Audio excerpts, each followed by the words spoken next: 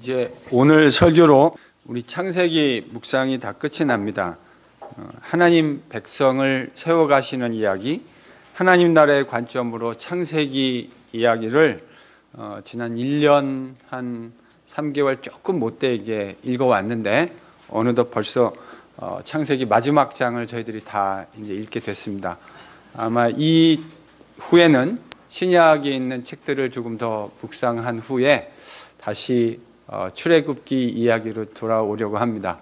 요셉이 오늘 이제 죽는 이야기로 창세기가 마감이 되어지는데요. 출애굽기에는 요셉을 알지 못하는 바로와 이집트 백성들이 출현하게 되어지고 그곳에서 이제 이스라엘 백성들이 신음하고 고통하다 출애굽하는 이야기 저희들이 이제 출애굽기에서 보게 될 텐데 그때까지 아마 잠시 한 2권 정도 신약의 책들을 저희들이 읽고 오게 되지 않을까 그렇게 생각하고 있습니다. 오늘 우리는 이 본문을 통해서 창세기 가장 마지막 장에 복수와 용서라고 하는 참 쉽지 않은 주제를 같이 여러분과 함께 생각해 보려고 합니다. 오늘 본문에 야곱이 가나안 땅 막벨라 굴에 매장되고 난 후에 발생했던 그 에피소드가 하나 기록되어져 있습니다. 아버지의 장례를 마치고 요셉의 형제들은 큰 두려움에 휩싸였던 것 같습니다. 혹 요셉이 자신들을 미워해서 자신들이 과거에 행했던 그 악행을 자신들에게 돌려주고 보복하지 않을까 염려하게 된 거죠. 그래서 그들은 요셉에게 사람을 보내서 다음과 같이 말을 전하려고 했습니다. 그게 뭐냐면 16절, 17절입니다. 16절, 17절을 같이 읽죠. 지금 여러분 본문 16절, 17절을 보면 요셉의 형제들이 그 말한 바에 따르면요, 야곱이 살아있을 때 요셉이 형제들에게 복수하려고 하는, 보복하려고 하는 마음을 어느 정도 감지하고 지금 유언을 남겼다는 겁니다. 그래서 그 유언의 내용은 형제들이 요셉 너에게 비록 악을 행한 것 사실이지만 그들의 죄악과 그들의 허물을 네가 용서해라 라는 취지의 유언을 남겼다는 거죠. 내용인즉슨 야곱이 요셉이 복수하려는 것을 알아차리고 그렇게 하지 말라고 유언을 남겼다는 건데요. 그래서 요셉의 형제들은 지금 그 아버지의 유언, 그 유지를 언급해 가면서 요셉이 자신을 용서해 주기를 간청하고 있는 겁니다. 형제들의 마음이 이해할 만하지 않습니까? 지금 요셉이 막강한 힘을 가지고 있습니다. 요셉의 말 한마디면 자신들의 운명을 좌지우지할 수 있는 그런 상황이었던 거죠. 그래서 형제들은 요셉이 두려웠던 겁니다. 그런데 지금 형제들이 전달하고 있는 그 이야기, 직접 가서 한 이야기가 아니라 메신저를 보내서 요셉에게 이러이러한 이야기를 유언을 아버지가 했다라고 이제 전하라고 한 건데, 저는 정말 그와 같은 내용을 야곱이 생전에 말했을까 하는 의심을 좀 가지게 됩니다. 그런 의문이 생겨요. 야곱이 이런 이야기를 실제 하지 않았을 가능성이 더 많지 않을까 하는 생각을 하게 됩니다. 그렇게 생각하게 되는 데는 2가지 이유가 있습니다. 첫 번째는 정말 이 이야기를 만일 야곱이 정말 했다고 한다면 야곱이 지금 요셉의 마음속에 일어나고 있는 어느 정도의 복수심을 간파했다고 여러분 상정해야 하지 않겠습니까? 그래야 말이 되죠. 아니 복수심이 일어나고 있는지도 파악이 안 됐는데 이런 유언을 했다고 하는 건 말이 안 되지 않습니까? 그러니까 이 말이 되려면 요셉이 어느 정도 형제들에 대해서 복수하려고 하는 그런 생각들을 가지고 있었고 그것을 요셉이 혼자만 가지고 있었던 것이 아니라 그 내용을 야곱이 어느 정도 간파했어야 이 말이 make sense 한 거가 되는 겁니다. 맞죠? 여기까지 따라오시겠죠? 네. 그런데 저는 정말 요셉이 형제들에게 그렇게 복수하려는 마음을 가지고 있었을까 하는 것 자체가 의문입니다.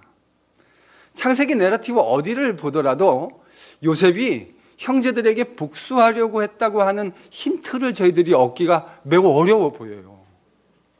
여러분 창세기를 한번 보십시오. 창세기 어디에 요셉이 형제들에게 복수하려고 하는 어떤 그런 힌트를 볼 수 있는 부분이 있습니까? 아닙니다.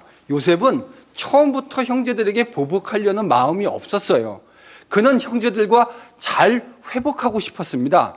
다만 그 회복이 유의미한 회복이 되기 위해서는 형제들의 편에서 마음에 돌이킴이 있어야 했으니 그 돌이킴이 진정성이 있는 것인가를 확인해 보고자 했을 따름이었던 거죠.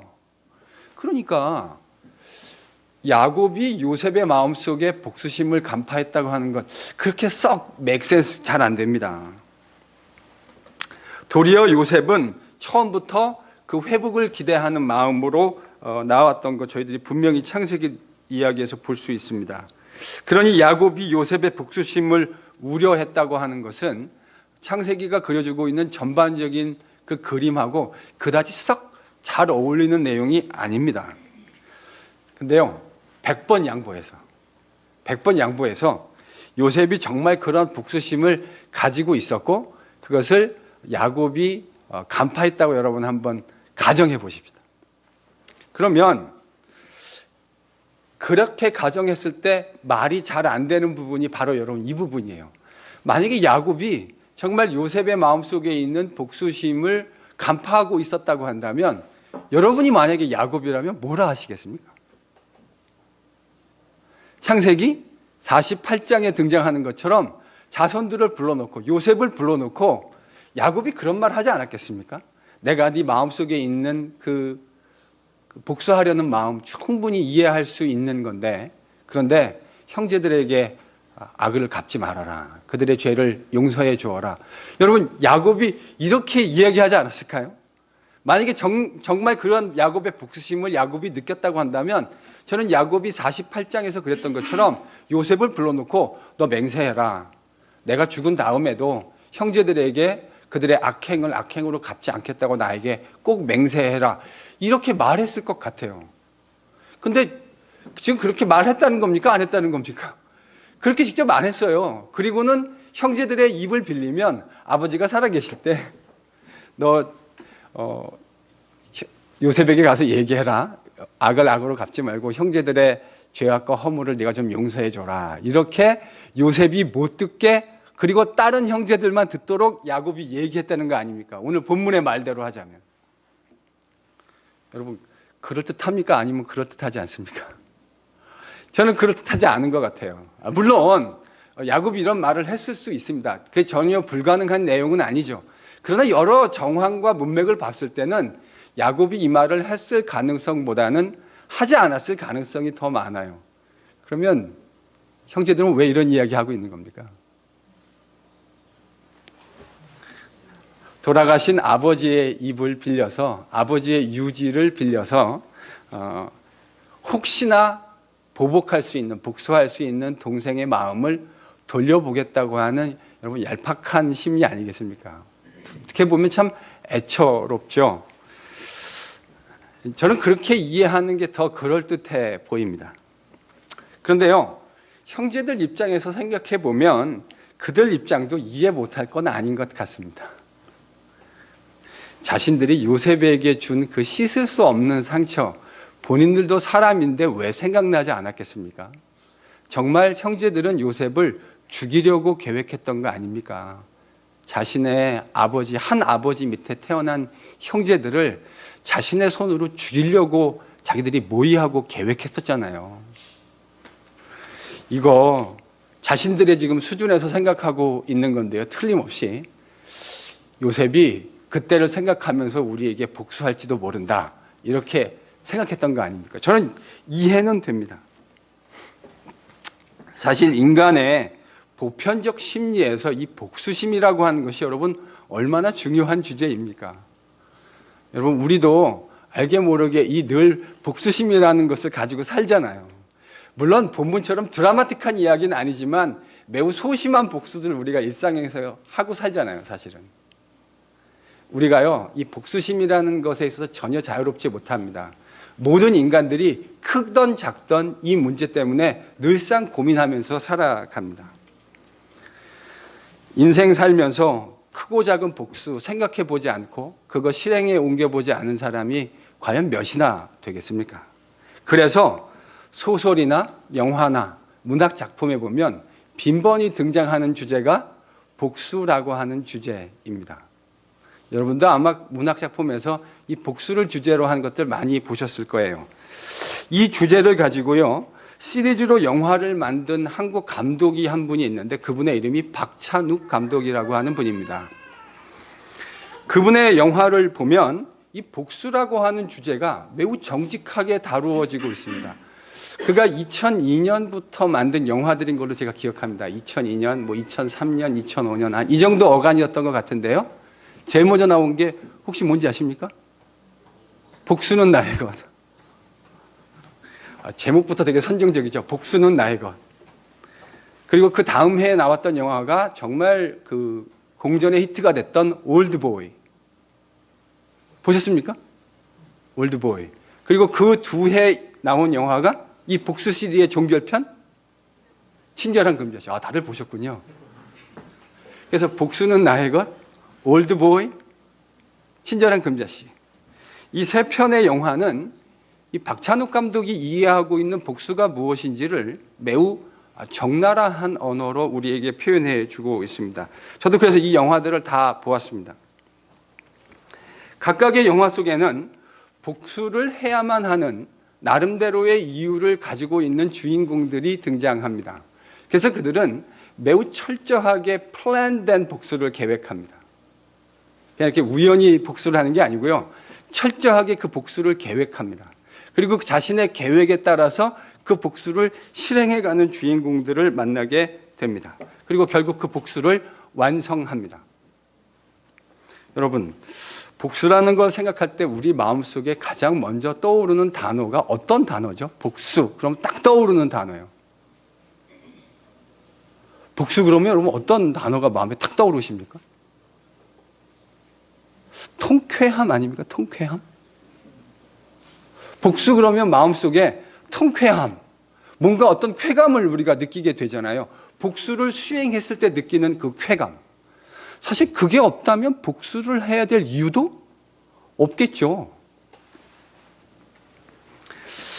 여러분, 복수를 생각할 때 우리 마음속에 드는 생각이 바로 이 통쾌함입니다. 상처받은 사람이 통쾌한 복수를 하게 되면 그 억울함이 좀 풀릴 것이다. 우린 그렇게 생각합니다. 맞습니다. 틀림없이 복수에는 통쾌함이라고 하는 그 엘리먼트가 있는 건 사실입니다. 그러니 복수하고 싶은 마음이 드는 것 아니겠습니까? 근데 여러분, 복수하면 정말 통쾌해지시던가요?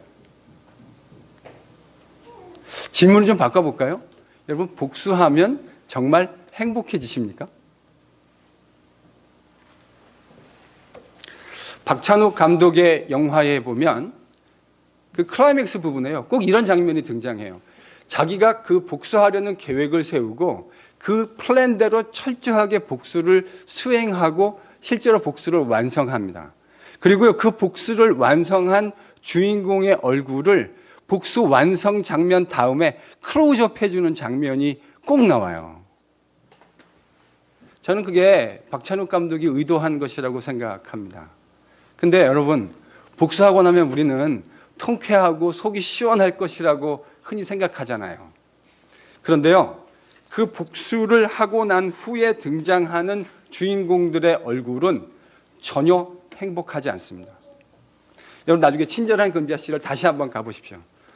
그 복수를 한 금자씨의 얼굴이 전혀 행복하지 않습니다. 이런 장면이에요. 눈 내리는 전신주 밑에 복수를 완결한 금자씨가 보이는데 금자씨는 전혀 행복하지 않습니다. 올드보이에서도 그 복수를 완성한 유지태의 얼굴이 전혀 행복하지 않습니다.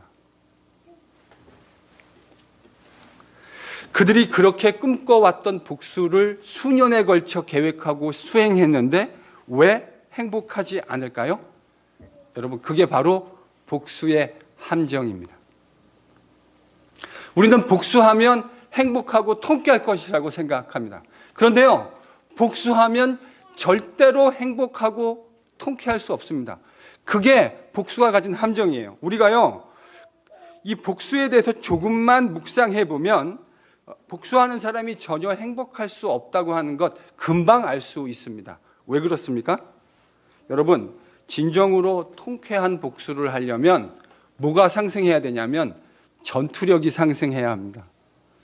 복수를 위한 전투력이 상승해야 하는데 복수를 위한 전투력은 어디서 얻을 수 있는 걸까요?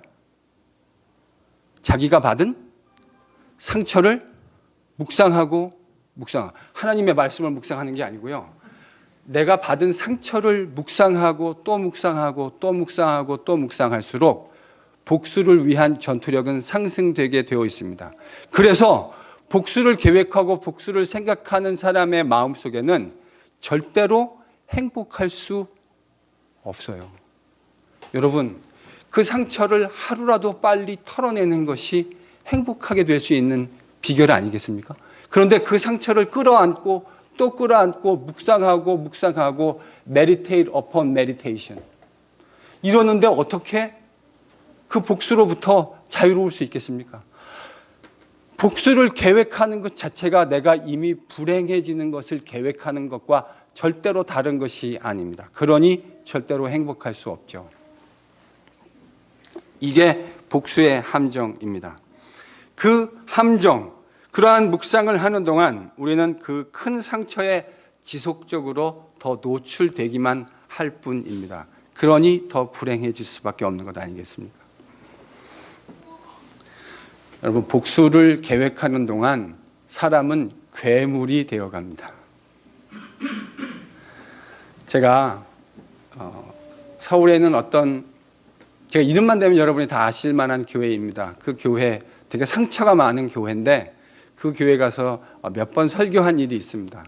설교가 끝나고 그 교회 장로님들과 만나서 같이 교제하면서 제가 이 얘기를 장로님께 드렸어요. 그분들은 분명히 명분을 가지고 싸워가고 있습니다. 근데 제가 이 얘기를 드렸어요. 무슨 얘기를 드렸냐면, 장로님들, 괴물과 싸우는 과정에서 우리는 같이 괴물이 되어져 갑니다. 그러니 절대 괴물이 되어지지 않도록 조심하시고 또 조심하셔야 됩니다. 여러분, 그래서 복수는 위태롭고 우리를 늘 함정에 빠뜨리는 거예요. 여러분, 이런 상황에서 오늘 요셉이 어떤 반응을 보여주고 있는지 여러분 눈으로 한번 확인해 보십시오. 형들의 메신저가 와서 그들이 하는 이야기를 들었을 때 요셉이 어떻게 반응했다고 본문에 나와 있습니까? 그가 울었다라고 기록하고 있습니다. 여러분, 창세기에서 요셉이 울었다는 기록이 적지 않게 등장합니다. 요셉이 울었어요. 이 본문에도 보면 요셉이 지금 울고 있습니다.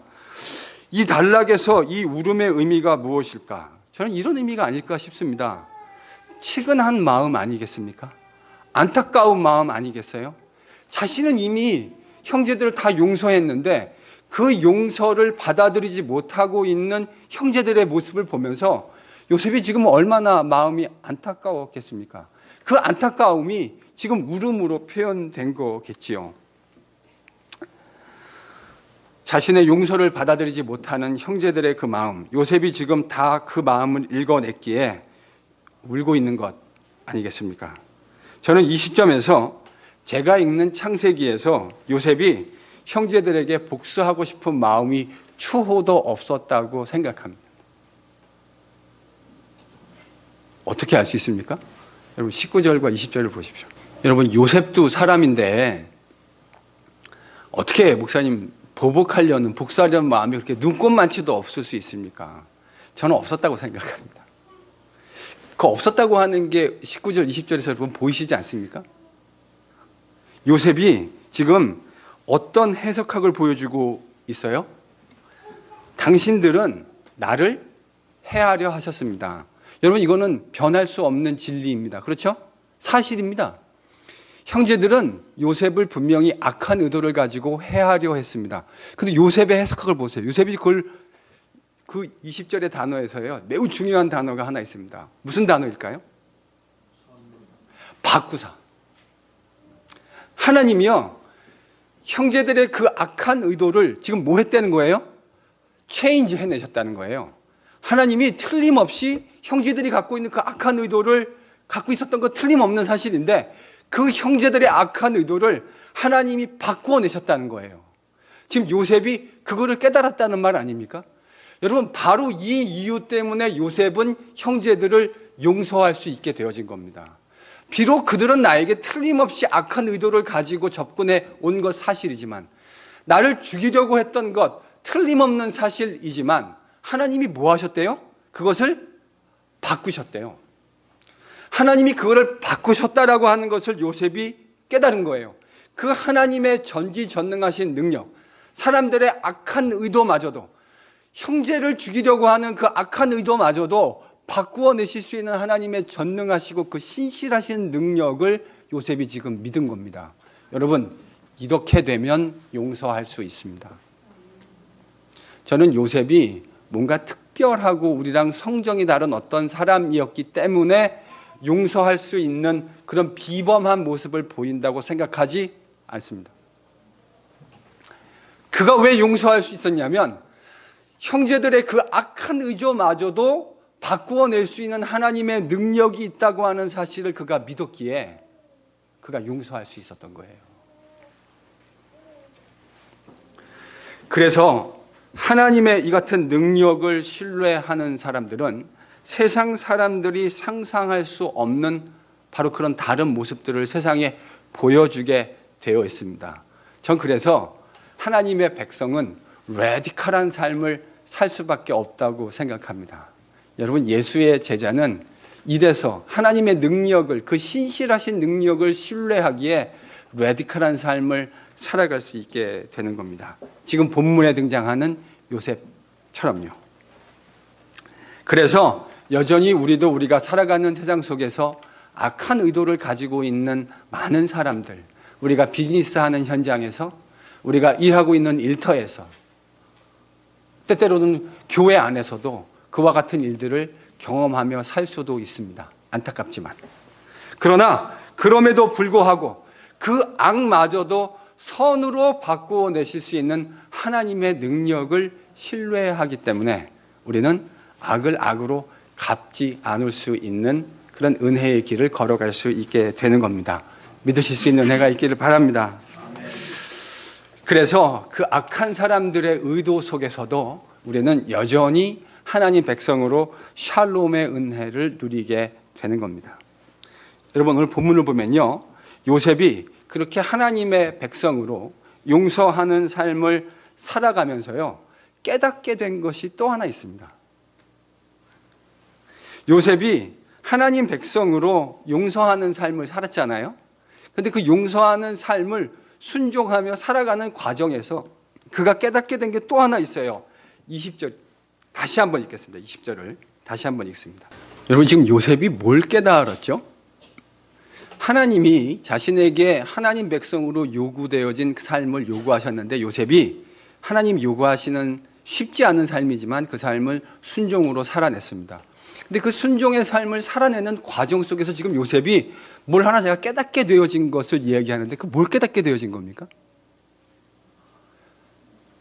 하나님 백성으로 순종하는 과정 속에서 그렇게 잘 살아봤더니 뭘 깨닫게 됐냐면, 하나님께서 나를 지금 이 애굽 땅에 보내서 총리 삼으신 것이 단순히 우리 패밀리만 어떻게 잘 되게 보존하기 위해서 그랬던 것이 아니고, 이집트와 팔레스틴 그 지역에 있는 그 모든 사람들, 그들에게 유익을 주고 그들의 생명을 보존하고 살려내기 위해서 하나님이 나를 지금 이곳에 보내셨군요 라고 하는 사실을 요셉이 그 순종의 삶을 살아가며 깨닫게 되어진 것입니다.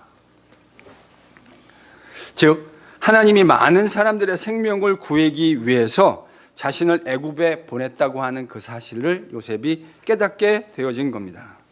여러분, 우리에게 주어진 하나님 백성으로의 삶을 저희들이 잘 살아가다 보면 우리는 그러한 삶이 우리에게만 복된 것이 아니라 우리 주변에 있는 사람들에게 동일하게 복된 삶이 된다고 하는 사실들을 깨닫게 되어질 겁니다. 우리가요, 하나님 백성으로 잘 살아가면 그것이 우리에게만 복이 되는 것이 아니라 우리 주변에 있는 다른 사람들에게도 그것이 복이 된다고 하는 사실들을 저희들이 깨닫게 되어진다고 하는 것입니다. 그러니 바로 이러한 것이 정말 축복된 삶이라고 여러분 생각하지 않으십니까? 여러분, 이렇게 사는 게 진짜 행복된, 축복된 삶 아닐까요? 내가 하나님의 백성으로 하나님 말씀을 순종하면서 하나님 백성으로서의 삶의 의미들을 발견하게 되어지고, 그리고 그 순종의 삶을 삶 속에서 살아가는 동안에 나만 복된 삶을 살게 되는 것이 아니라 내 주변에 있는 사람들도 나와 더불어, 나와 함께, 제가 참 좋아하는 말이거든요. 더불어 함께 같이 그 하나님의 복된 백성으로서의 은혜와 삶을 그들도 같이 살아날 수 있게 되는 겁니다. 하나님의 능력을 신뢰하고 용서하는 삶을 살아가다 보니 그 삶이 필연적으로 만들어내는 아름다운 결과 또한 친히 깨닫고 누리게 되는 것입니다. 여러분, 그래서 복수의 길이 행복의 길이 아닙니다. 여러분, 복수의 길은 행복의 길이 아닙니다. 용서가 진짜 하나님의 백성의 길이고 그 길이 진짜 복된 길입니다. 한번 따라해 보실까요? 용서가 축복의 길입니다. 옆에 있는 분을 보십시오. 상처 많이 받죠, 우리가요.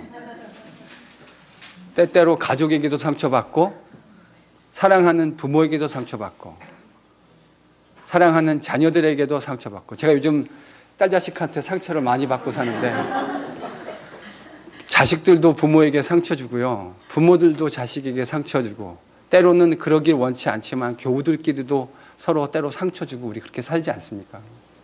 그래서 그것이 우리 마음속에 조그마한 앙금들을 만들어내고, 그것이 쌓이고 쌓이다 보면 켜켜 묵은 복수심이 되기도 하지 않습니까? 여러분, 복수는 절대로 우리의 삶을 행복하게 만들지 않습니다.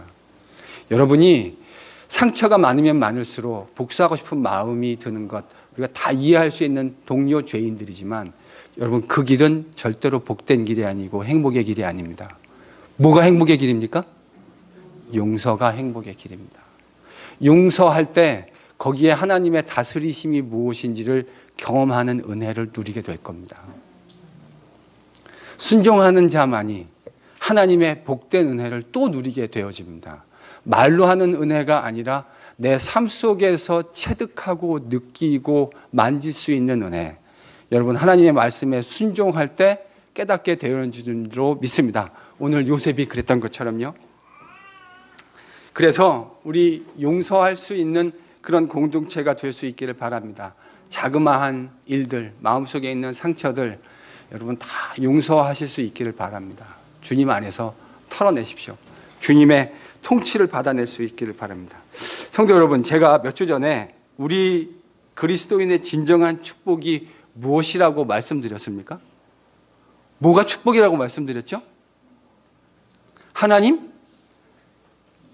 벌써 다 잊어먹으셨나요? 여러분, 하나님 백성으로 사는 것이 진짜 축복이라고 말씀드렸습니다. 맞죠? 여러분, 축복은 세상이 우리 귀에 들려주는 거짓 축복은 이런 겁니다. 당신이 돈 많이 벌면 행복할 겁니다. 당신이 세상에서 성공하면 행복할 겁니다. 여러분이 세상 속에서 높은 지위, 사람들이 부러워할 만한 그런 지위와 신분을 가지게 되어지면 당신은 행복할 겁니다 라고 세상은 우리에게 끊임없이 속삭입니다. 여러분, 이거 다 뭔지 아시죠? 이거 뭐죠? 이거 다 거짓말입니다. 사탄은 처음부터 거짓말의 영이었습니다. 사탄은 항상 인간들에게 그럴듯한 거짓말을 속삭여줘서 마치 그것이 진짜인 것 양 거기에 우리의 모든 청춘과 우리의 모든 열정과 우리의 모든 정열을 다 쏟아부어서 살아가게 만듭니다. 그리고 나서 그것을 얻고 난 후에 그것이 진짜 아무것도 아니었구나 하는 것을 깨닫도록 그렇게 만들어 버립니다. 아주 비참하게. 여러분, 그런 것 축복이 아닙니다. 뭐가 진짜 축복이라고요? 하나님의 백성으로, 예수 그리스도의 제자로 이 땅을 살아가게 되는 것, 이게 진짜 축복입니다. 왜 그것이 축복일까요?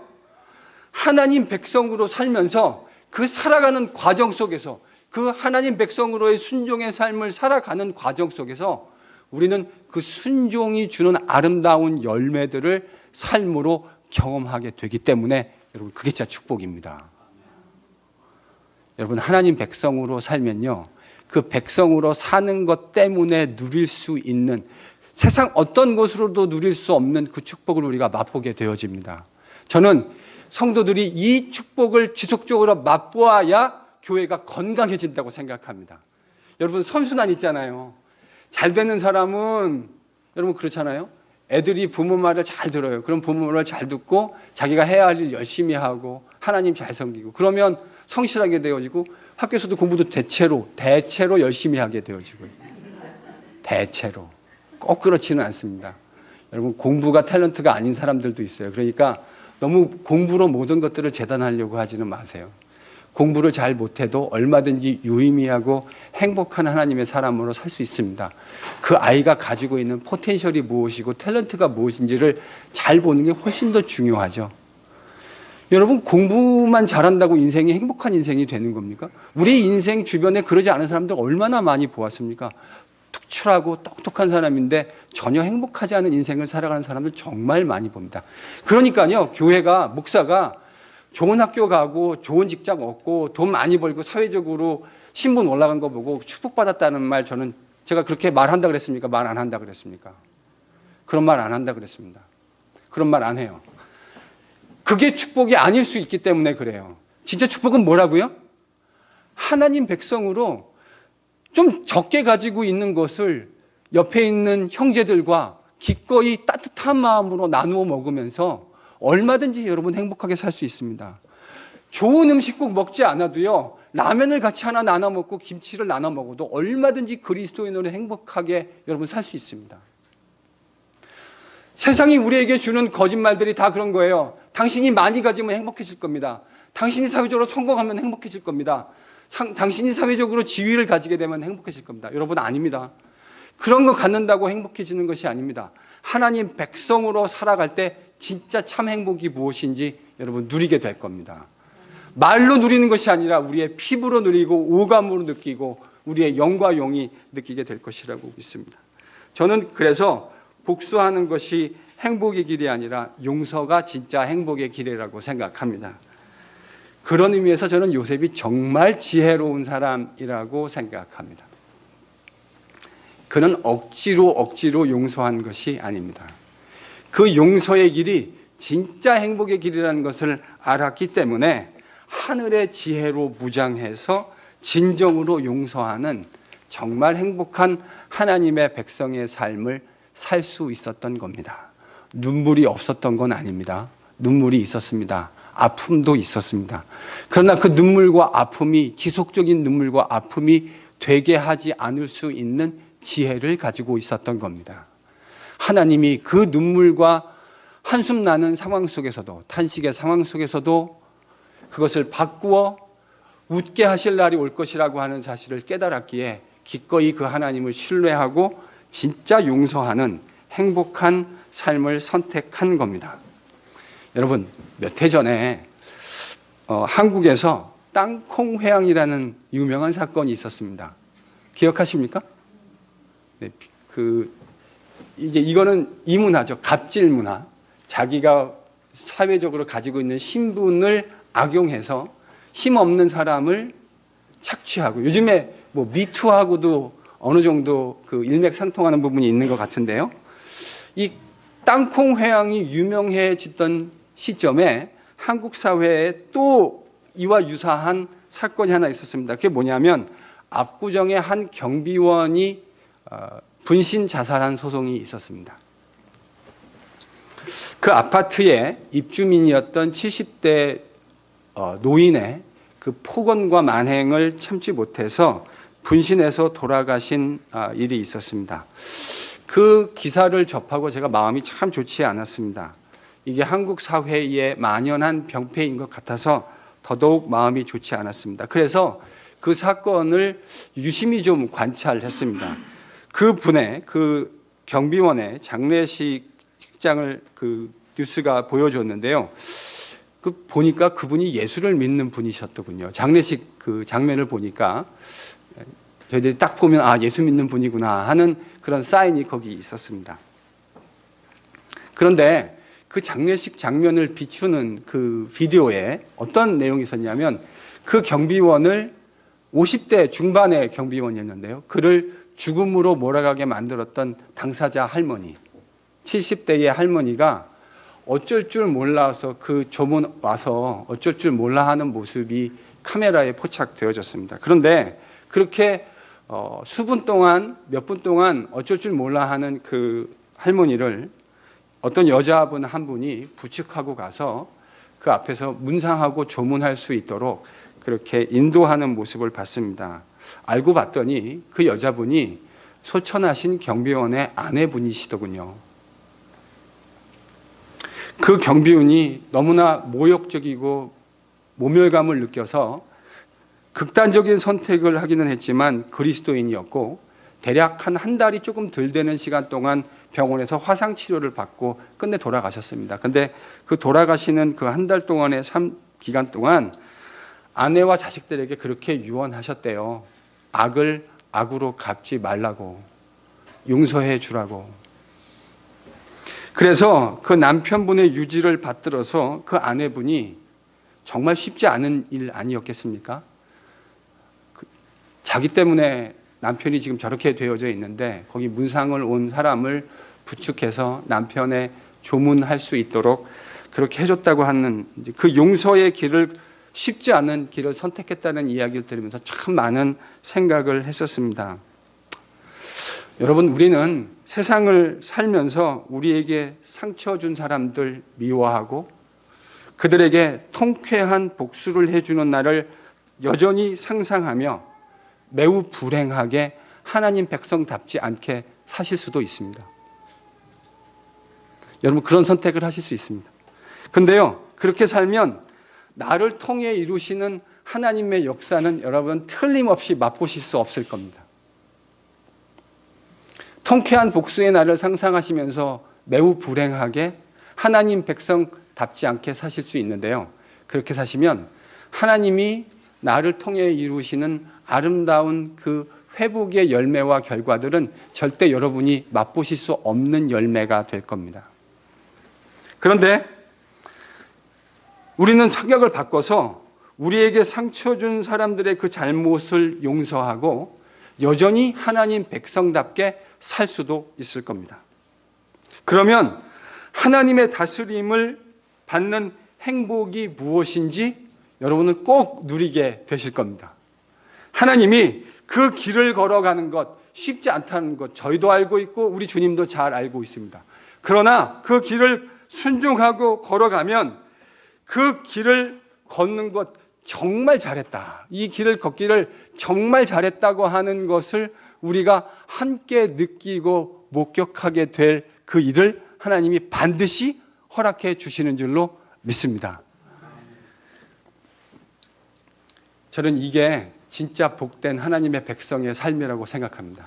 그 길을 주님이 가르쳐 주셨는데 그 길을 십자가를 지는 길이겠지만 그 길을 걸어갈 때 분명히 우리는 하나님이 주시는 복된 회복의 은혜를 누리는 장본인들이 되어질 겁니다. 여러분, 이만큼 사시면서 사람들 용서해 보셨죠? 사람 용서 안 해보셨습니까? 인생 살면서 우리가 상처 준 사람들도 적지 않게 있을 거고요. 우리가 또 상처 받은 사람들, 우리에게 상처를 준 사람들 분명히 적지 않게 있을 겁니다. 그런 분들 왜 여러분들이 용서해 보려고 노력하지 않으셨겠습니까? 근데 제가 아까 그랬잖아요. 그렇게 하나님 말씀에 순종하다 보면 하나님이 주시는 복된 은혜를 깨닫게 되어진다고요. 그렇게 용서하시면서 어떤 은혜를 깨달으셨습니까? 나에게 상처 줬던 사람들을 용서해 가는 그 과정을 겪어가면서 요셉은 그 용서라는 과정을 지나가면서 생명을 이렇게 구원하시려고 하셨구나 하는 그런 귀한 은혜를 깨닫게 되었는데 여러분은 용서하다가 어떤 은혜를 깨닫게 되셨습니까? 저는요, 용서하다가 역설적으로 용서받는 것에 큰 기쁨을 깨닫게 되었습니다. 뭐 하다가 뭐 했다고요? 용서하다가 용서받는 것에 큰 기쁨을 깨닫게 되었습니다. 저도 제 인생 살면서 왜 제 인생에서 저에게 상처 준 사람이 없겠습니까?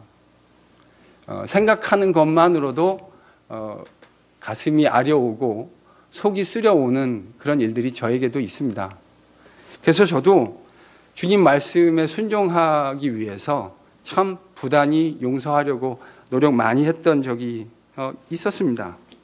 있었고 지금도 있고 앞으로도 있을 겁니다. 그런데 저에게 큰 상처를 줬던 그 사람을 용서해 가다가 용서하려고 발버둥 치다가 어느 날 이런 묵상이 되더라고요. 저 사람이 나에게 이렇게 지금 큰 씻을 수 없는 마음에 큰 상처를 줬는데 내가 인생을 살면서 하나님 아버지께 얼마나 많은 상처를 드리고 살아가고 있을까 하는 생각을 어느 날 묵상하게 됐습니다. 그러니까 내가 상처받은 사람 용서하기 위해서 몸부림치다가 내가 하나님께 끼친 수많은 상처들을 묵상하게 되어졌다고요. 내가 하나님께 반역할 때마다 내가 하나님께 그렇게 큰 상처들을 끼치고 있겠구나 새삼 깨닫게 되어진 것입니다. 생각이 여기까지 미치자 이제는 그런 제가 참 싫어졌습니다. 여러분 인생 살다 보면 내가 싫은 날이 있잖아요. 그러신 날 없습니까? 내가 너무 싫은 날, 나라는 인간이 존재하는 것 자체가 너무너무 싫은 날, 그런 날 있지 않으십니까? 제가 어느 날 그랬어요.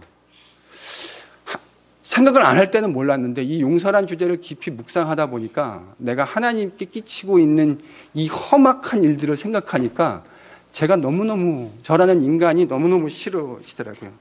밥 먹듯이 하나님께 반역을 일삼는 저의 매일매일의 그 생각들을 생각하니 제가 너무너무 싫어졌습니다. 근데 바로 그 자리에서 다시 용서해 주시는 하나님의 은혜를 묵상했습니다. 그래서 다른 사람 용서하다가 내가 얼마나 큰 용서를 받았는가 하는 그 용서에 대해서 깊이 깨닫고 묵상하게 되어졌다고요. 근데 이게 잘 안 되더군요. 내가 정말 싫어지니까 하나님이 나를 용서해 주셨다고 말씀하시는데도 불구하고 내가 나를 용서하는 게 참 힘들었습니다. 그런데 말씀을 읽다가 예수님이 베드로에게 하신 말씀이 눈에 딱 들어왔습니다. 베드로가 주님 몇 번 용서할까요? 그랬더니 예수님이 뭐라 그러셨습니까?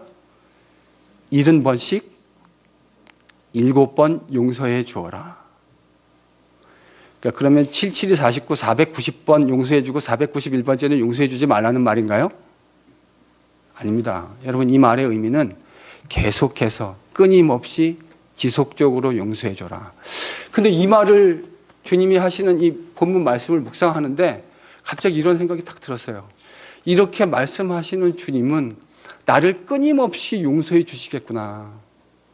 제자에게 끊임없이 용서하라고 말씀하셨던 그 주님은 내가 이렇게 부족하고 어이없는 인간이고 나도 나를 용서하기 참 힘든 인간인데 주님 나 용서해 주시겠구나 하는 믿음이 딱 생기더라고요. 말만 하신 게 아니었죠. 제가 너무 좋아라 하는 이제 저희가 요한복음 아마 창세기 이후에 읽게 될 텐데요. 21장 저는 너무너무 좋아합니다.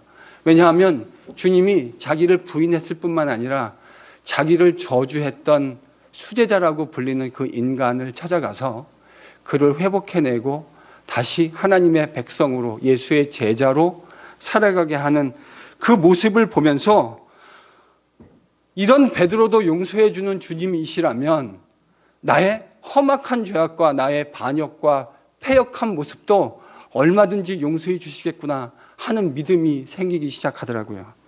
그래서 내 자신을 보면서 한없이 면목 없고 용서받을 수 없다고 생각했던 제 자신을 용서할 수 있는 용기를 그 말씀을 통해서 얻게 되었습니다.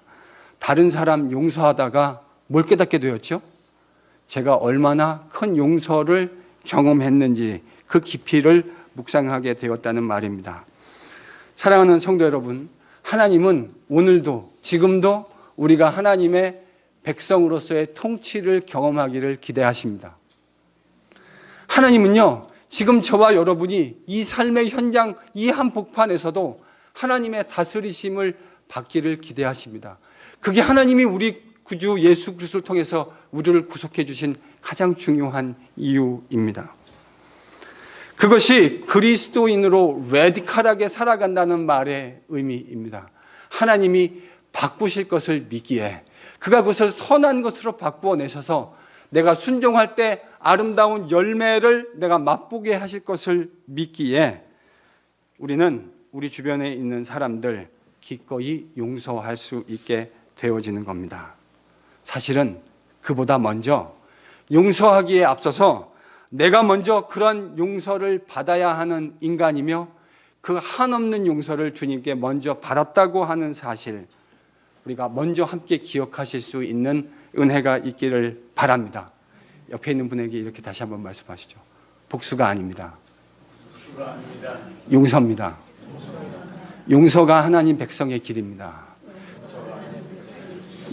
그 길을 걸어갈 때 하나님이 우리와 함께 해주시며 우리를 다스려 주시는 그 은혜를 여러분 오늘 우리 삶 속에서도 우리는 또 경험하게 되어질 겁니다. 제가 복음을 이렇게 정의했죠. 예수 믿고 죽어서 천국 가는 것, 그거가 복음의 전부가 아닙니다. 복음은 무엇입니까? 예수 믿는 겁니다. 그래서 하나님 백성으로 이 땅을 살아가는 겁니다. 그분의 통치를 받으며 살아가는 겁니다.